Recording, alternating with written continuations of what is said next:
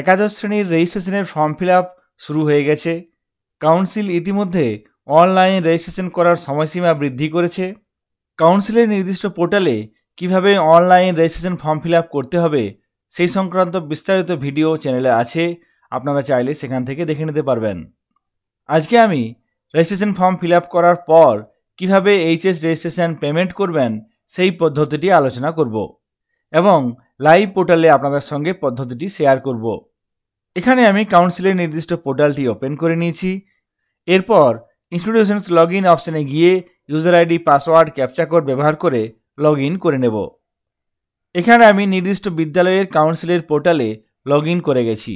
Registration form fill আপের payment করার জন্য এখানে বাঁ দিকে যে অপশানসগুলি আছে তার মধ্যে থেকে এখানে ফর্মস অপশানে ক্লিক করব।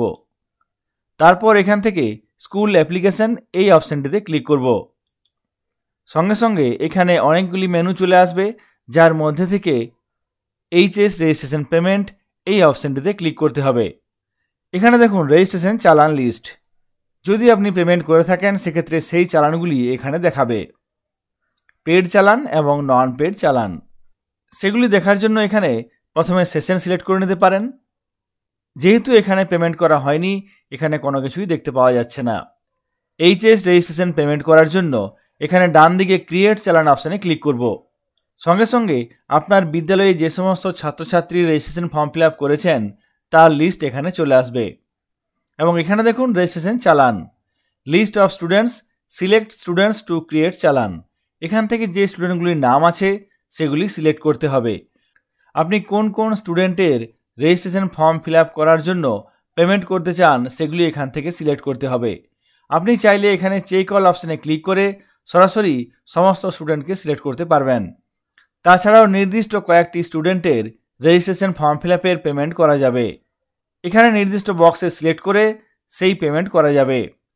তারপর এখানে দেখুন এখানে HY সিগনেচার, এখানে HY সিগনেচার শো করবে। যদি আপনি এই সিগনেচার পরিবর্তন করতে চান তাহলে এখানে এই চুজ ফাইল অপশানে ক্লিক করতে হবে। রেজিস্ট্রেশন ফর্ম ফিল আপ করার সময় যেভাবে আমরা ছাত্রছাত্রীদের ফটো এবং সিগনেচার স্ক্যান করেছি একই রকমভাবে সেই সিগনেচার স্ক্যান করে নিতে হবে এবং এক্ষেত্রে 10 থেকে 50 কেবির মধ্যে বানিয়ে নিতে হবে। তারপর এখানে এই চুজ ফাইল অপশানে ক্লিক করতে হবে। আপনার কম্পিউটারে সেভ করা নির্দিষ্ট ফাইলটি সিলেক্ট করতে হবে। তারপর এখানে ওপেন অপশানে ক্লিক করতে হবে। এখানে আমি সিলেক্ট করলাম। তারপর এখানে নিচে ওপেন অপশানে ক্লিক করলাম। সঙ্গে সঙ্গে দেখুন এখানে uploaded file mime type check successful, অর্থাৎ ফাইলটি ঠিক আছে।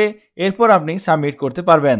এরপর এখানে ডান দিকে এই সাবমিট অপশানে ক্লিক করতে হবে, তাহলে এখানে সিগনেচার আপলোড হয়ে যাবে। এখানে সাবমিট অপশানে ক্লিক করব। সঙ্গে সঙ্গে এখানে সিগনেচার আপলোড হয়ে যাবে। বিভিন্ন ছাত্রছাত্রীদের রেজিস্ট্রেশন ফর্ম ফিল আপের পেমেন্ট করতে পারবেন।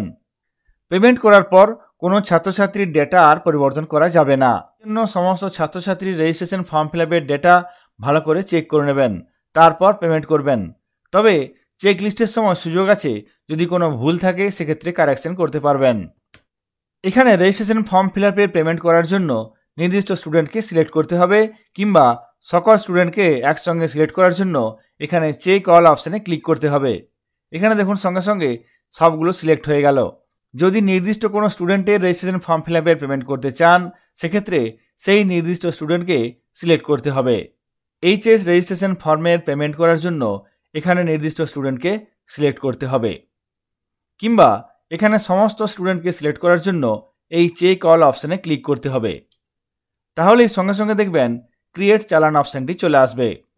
যদি কোনো নির্দিষ্ট একটি স্টুডেন্টের রেজিস্ট্রেশন ফর্ম ফিল আপের জন্য পেমেন্ট করতে চান সেক্ষেত্রে সেই নির্দিষ্ট স্টুডেন্টকে সিলেক্ট করতে হবে। এখানে আমি সিলেক্ট করলাম।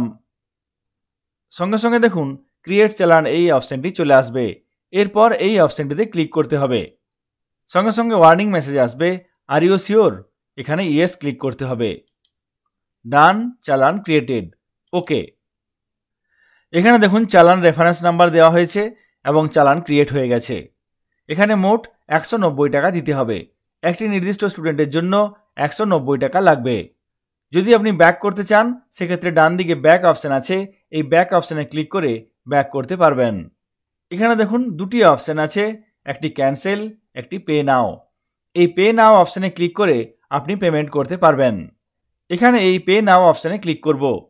সঙ্গে সঙ্গে মেসেজ আসবে, are you sure you want to proceed for payment. এখানে ওকে ক্লিক করতে হবে। সঙ্গে সঙ্গে দেখুন পেমেন্ট করার জন্য পেমেন্ট মোড চলে এসেছে। এখান থেকে RTGS, NEFT, net banking, debit card, credit card, UPI এর মাধ্যমে পেমেন্ট করতে পারবেন।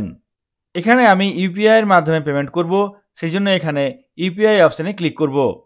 সঙ্গে সঙ্গে এখানে ট্রানজ্যাকশন আইডি, অ্যামাউন্ট এগুলো চলে আসবে। এখানে মোবাইল নাম্বার দেওয়া থাকবে, ইমেল আইডি অপশনাল আছে, তারপর এখানে পেয়ার নেম আছে, এটাও অপশনাল আছে। তারপর আছে ইউপিআই ভিপিএ কোড, এখানে আপনার ইউপিআই আইডি লিখতে হবে, তারপর ডান দিকে ভেরিফাই করতে হবে। যদি আপনারা কিউআর কোড স্ক্যান করে পেমেন্ট করতে চান, সেক্ষেত্রে এখানে দেখুন নিচে ভিপিএ এবং কিউআর কোড আছে, এখানে ভিপিএ সিলেক্ট হয়ে আছে। এক্ষেত্রে আপনাকে কিউআর কোডটি সিলেক্ট করতে হবে, তবেই আপনি স্ক্যান করে পেমেন্ট করতে পারবেন। তারপর এখানে প্রসিড নাও অপশানে ক্লিক করতে হবে। সঙ্গে সঙ্গে এখানে কিউআর কোড চলে আসবে, এই কোডটি স্ক্যান করে আপনি পেমেন্ট করতে পারবেন।